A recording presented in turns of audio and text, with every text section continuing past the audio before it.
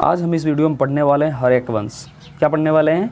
हर्यक वंश, जो कि एग्ज़ाम की दृष्टि से काफ़ी महत्वपूर्ण टॉपिक है। ठीक है, तो इसका जो कार्यकाल सबसे पहले देख लीजिए। हर्यक वंश का जो कार्यकाल है 544 ईसा पूर्व से 412 ईसा पूर्व तक माना गया है। इसमें नेक्स्ट पॉइंट बताया गया है कि हर्यक वंश का जो संस्थापक है बिंबिसार है। कौन है? बिंबिसार। और इसका जो कार्यकाल रहा 544 ईसा पूर्व से 492 ईसा पूर्व तक। ठीक है, याद रखिएगा। नेक्स्ट पॉइंट है, यह जैन तथा बौद्ध दोनों धर्मों का समकालीन थे। ठीक है, जो बिंदुसार थे यह जैन तथा बौद्ध धर्म के दोनों का थे, समकालीन थे। नेक्स्ट है, इस वंश के संस्थापक बिंबिसार थे। यह पहला ऐतिहासिक राजवंश था। तो याद रखिएगा, यह पहला क्या था? ऐतिहासिक राजवंश था। नेक्स्ट है, इसकी राजधानी कहाँ थी? राजगृह या ग्रीवरिज। ठीक है, नेक्स्ट देखते हैं। बिंबिसार 52 वर्षों तक मगध पर राज किया। तो बिंबिसार ने मगध पर कितने वर्षों तक राज किया? 52 वर्षों तक राज किया। यह प्रथम राजा था जिसने प्रशासनिक राज्य पर बल दिया। तो बिंबिसार जो था यह प्रथम राजा था जिसने प्रशासनिक राज्य पर क्या दिया? बल दिया था। यह अस्थाई सेना रखता था। यह क्या करता था? अस्थाई सेना रखता था। नेक्स्ट है, बिंबिसार बौद्ध धर्म का अनुयायी था। बिंबिसार जो था किस धर्म का अनुयायी था? तो बौद्ध धर्म का अनुयायी था। नेक्स्ट है, बिंबिसार ने अंगराज्य के शासक ब्रह्मदत्त को हराकर अपने पुत्र अजातशत्रु का वहाँ का शासक बना दिया। ठीक है, बिंबिसार ने अंगराज्य के शासक ब्रह्मदत्त को हरा करके अपने पुत्र अजातशत्रु को वहाँ का शासक बना दिया था। नेक्स्ट है, बिंबिसार ने विवाह के माध्यम से दहेज के रूप में लिए गए क्षेत्र से अपने साम्राज्य का क्या किया? विस्तार किया था। नेक्स्ट है, बिंबिसार की पहली पत्नी महाकोसला। बिंबिसार की पहली पत्नी का नाम क्या है? महाकोसला, जो कि कौशल राजा की पुत्री और प्रसेनजित की बहन थी। ठीक है, इसके साथ दहेज में काशी प्रांत मिला था।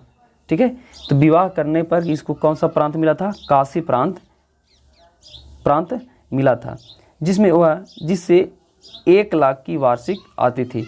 इसे कितना कर मिलता था? उसे 1 लाख की वार्षिक कर मिलता था इसे। नेक्स्ट है, बिंबिसार की दूसरी पत्नी वैशाली यानी लिच्छावी नरेश चेतक की पुत्री चेलना थी। कौन थी? चेलना। तो बिंबिसार की दूसरी पत्नी कौन थी? चेलना थी, जो किसका पुत्री थी? नरेश चेतक की पुत्री थी। ठीक है, याद रखिएगा। ये भी यहाँ पे बताया गया है कि जिससे अजातशत्रु का जन्म हुआ। तो अजातशत्रु किसका पुत्र था? तो याद रखिएगा, राजकुमारी चेलना की। ठीक है, नेक्स्ट है, बिंबिसार की तीसरी पत्नी पंजाब के मद्र कुल, कौन सा कुल? मद्र कुल की राजकुमारी क्षेमा थी। तो ये तीनों पत्नियों का नाम याद रखिएगा, काफ़ी महत्वपूर्ण है। नेक्स्ट है, बिंबिसार की चौथी पत्नी अम्रपाली थी। और बिंबिसार की चौथी पत्नी अम्रपाली थी, जो वैशाली की गणिका थी। क्या थी? वैशाली की गणिका। नेक्स्ट है, बिंबिसार अपनी पत्नी रानी चेलना से प्रवाहित होकर जैन धर्म अपना लिया था। तो बिंबिसार ने अपनी पत्नी रानी चेलना से प्रभावित होकर जैन धर्म को अपना लिया था। नेक्स्ट है, बिंबिसार के पिता का नाम क्या नाम था? भटटिया। क्या नाम था? भटटिया। तो बिंबिसार के पिता का नाम क्या था? भटटिया। नेक्स्ट है, पुराण में बिंबिसार को श्रेणी कहा जाता है। तो पुराण में बिंबिसार को क्या कहा जाता है? श्रेणी कहा जाता है। नेक्स्ट क्वेश्चन है, इसके समय अवंती के राजा चंद्र प्रद्योत को एक असाध्य रोग लाइलाज बीमारी हो गई। इसके समय अवंती के जो राजा थे चंद्र प्रद्योत, उसको असाध्य रोग बीमारी हो गया। अतः इसे ठीक कराने के लिए बिंबिसार ने अपने राजवैद्य जीवक को भेजा था। ठीक है, तो ये जो प्रश्न है ये काफ़ी बार पूछे गए हैं और पूछे भी जाएंगे। जीवक के इलाज से चंद्र प्रद्योत स्वस्थ हो गए और उन्होंने अवंती को मगध के अधीन कर लिया और अंग राज्य को जीतकर मगध साम्राज्य में विस्तार किया। मगध साम्राज्य का क्या कर दिया? विस्तार किया। ठीक है। नेक्स्ट क्वेश्चन है यहाँ पे, नेक्स्ट पॉइंट जो है बताया गया है कि बिंबिसार छोटे राज्य को युद्ध करके जीत लेता था। इसने वैशाली पर भी आक्रमण किया था किंतु सफल नहीं हो पाया। इनकी हत्या उसी के पुत्र अजातशत्रु ने 492 ईसा पूर्व में कर दिया। ठीक है। बिंबिसार का हत्या कब किया गया? 492 ईसा पूर्व। किसके द्वारा? अपने पुत्र के द्वारा ही, अजातशत्रु के द्वारा किया गया था। नेक्स्ट जो पॉइंट है यहाँ पे देखिए, अब यहाँ पे पढ़ना है अजातशत्रु। किनके बारे में पढ़ना है? अजातशत्रु के बारे में। तो अजातशत्रु का जो कार्यकाल है 492 ईसा पूर्व से 460 ईसा पूर्व तक। तो इसमें कहा गया है, इसका जो पहला पॉइंट है, इसका अर्थ होता है शत्रुओं का नाश करने वाला। अजातशत्रु का अर्थ क्या होता है? शत्रुओं को नाश करने वाला। इसे कुनिक भी कहते हैं। तो अजातशत्रु क्या कहा जाता है? कुनिक भी कहा जाता है। इसने अपनी पिता की हत्या कर दी थी, अतः इसे पितृहंता भी कहा जाता है। क्या कहा जाता है? पितृहंता भी कहा जाता है। नेक्स्ट पॉइंट है, यह अपने मामा प्रसेनजीत की पुत्री वाजिर से प्रेम करता था। यह अपने मामा प्रसेनजीत की पुत्री वाजिरा से क्या करता था? प्रेम करता था। इसने सुरक्षा की दृष्टि से राजगीर को किलाबंदी करा दी थी। तो अजातशत्रु ने ही राजगीर को क्या किया था? किलाबंदी करा दिया था। नेक्स्ट है, राजगीर 5 पहाड़ियों से क्या था? घिरा हुआ था। नेक्स्ट है, इसके समय सबसे बड़ी घटना महात्मा बुद्ध की मृत्यु। इसके समय सबसे बड़ा जो घटना हुआ था, महात्मा बुद्ध की क्या हुई थी? मृत्यु हुई थी। ठीक है। तो आपसे पूछा जा सकता है कि महात्मा बुद्ध का मृत्यु किसके कार्यकाल में हुआ था, किसके शासनकाल में हुआ था? तो अजातशत्रु के शासनकाल में हुआ था। नेक्स्ट है, अजातशत्रु के काल में ही सतपर्णी गुफा में राजगीर में पहली बौद्ध संगति हुई थी। तो अजातशत्रु के काल में ही सप्तपर्णी गुफा में राजगीर में पहली बौद्ध संगति हुई थी। इसने अपने सहयोगी वर्षाकर के सहयोग से वैशाली पर आक्रमण किया और इसे जीत लिया।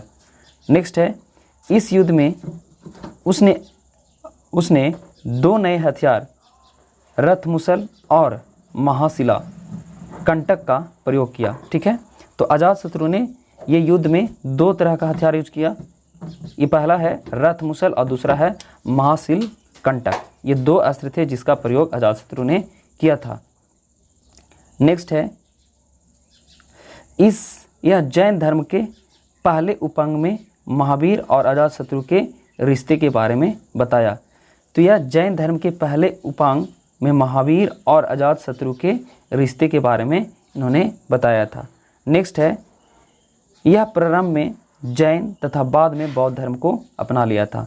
तो अजातशत्रु पहले जैन धर्म मानता था, बाद में बौद्ध धर्म को मानने लगा। नेक्स्ट है, इसने 16 वर्ष तक मगध पर शासन किया। तो अजातशत्रु ने कितने वर्षों तक शासन किया? तो 16 वर्षों तक शासन किया। नेक्स्ट है, इनके 2 पुत्र उदयभद्र और उदायन था। इसके 2 पुत्र थे, उदयभद्र और उदायन थे। इसके पुत्र उदायन ने इसकी हत्या कर दी। तो अजातशत्रु को हत्या किसने किया? उदायन ने किया था। अब उदायन हत्या किया है तो राजगद्दी पर वही बैठेगा। तो देखिए, अब पढ़ेंगे उदायन के बारे में। तो उदायन का जो कार्यकाल है यहाँ पे देखिए, उसका जो शासनकाल रहा 460 ईसा पूर्व से 444 ईसा पूर्व तक। तो इसमें पहला पॉइंट बताया गया, इसने अपनी राजधानी कुसुमपुर यानी पुरुषपुर बनाया। तो इन्होंने अपनी राजधानी कहाँ ले जाकर बनाया? कुसुमपुर या पुरुषपुर ले जाकर के बनाया। यही कुसुमपुर या पुरुषपुर आगे चलकर पाटलिपुत्र कहलाया। तो आपसे पूछा जा सकता है कि पाटलिपुत्र का प्राचीन नाम क्या है? तो पुरुषपुर बोल सकते हैं। ठीक है। नेक्स्ट है, इनकी माता का नाम पद्मावती थी। इसकी माता का नाम क्या था? उदायन के माता का नाम पद्मावती था। नेक्स्ट है, इसने अपने पिता की हत्या की थी, इसलिए बौद्ध धर्म में इसे पितृहंता कहा जाता है। ठीक है। नेक्स्ट है, इसका अन्य नाम उदाई या उदयभद्र भी था। ठीक है। तो यहाँ पे देखिए उदायन का अन्य नाम क्या है, उदयी या उदयभद्र भी इन्हें कहा जाता है। यह चंपा का उपराजा था, यह चंपा का क्या था, उपराजा था। नेक्स्ट है पुराणों एवं जैन ग्रंथों में के अनुसार उदायन ने गंगा एवं सोन के संगम के समीप एक शहर की स्थापना किया जिसका नाम पाटलिपुत्र रखा था। ठीक है। नेक्स्ट है उनके पुत्र ने पाटलिपुत्र को पटना रखा। तो इसके जो पुत्र हुए उन्होंने क्या किया, पाटलिपुत्र का नाम पटना रख दिया। नेक्स्ट है इसने अपनी राजधानी में जैन चैत्य का निर्माण करवाया था। नेक्स्ट पॉइंट है इसकी हत्या किसी अनजान व्यक्ति द्वारा चाकू से गोद कर दी। तो उदायन का जो हत्या कर दिया गया किसी अनजान व्यक्ति के द्वारा किया गया, और किसे किया गया था, तो चाकू से गोद करके कर दिया गया था। नेक्स्ट पॉइंट है उदायन का पुत्र नागदशक एक अयोग्य शासक था।